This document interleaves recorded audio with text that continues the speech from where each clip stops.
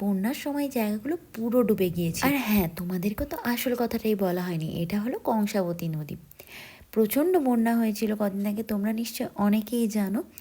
খুব বাজেভাবে এই জায়গাগুলো ডুবেছিল। এখন যেখানটা দিয়ে আমরা হেঁটে যাচ্ছি, এই জন্যই তোমাদেরকে দেখাচ্ছি, এখানটা পুরোটা জলে ভরা ছিল। মানে কোথায় এই নিচের জলটা আর এটা থেকে ওপরে উঠে এসেছিল।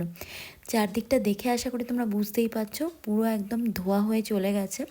আর অল্প জাস্ট ছোটো ছোটো গাছ বেরিয়েছে চারধারে, নাহলে এখানটা পুরোই ফাঁকা ছিল। আর দেখো নদীর জলটা এমন একটা জায়গায়, এই নদীটা থেকে আবার একটুখানি যেতে হয়েছে। আর এখন নদীতে বসে নাপিত যে সমস্ত নিয়মকানুন করায় সেগুলোই হচ্ছে।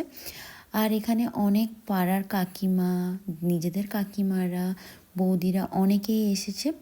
সত্যি সবার সঙ্গে একসাথে বিয়েবাড়ির কাজ করলে ভীষণ আনন্দ হয়, একা একার মজা আর কোথায় বলো। আমি দাঁড়িয়ে দাঁড়িয়ে নইটা দেখে একটা কথাই ভাবছিলাম, যে নইটা এত জল ছিল যেটা দেখে আমরা এত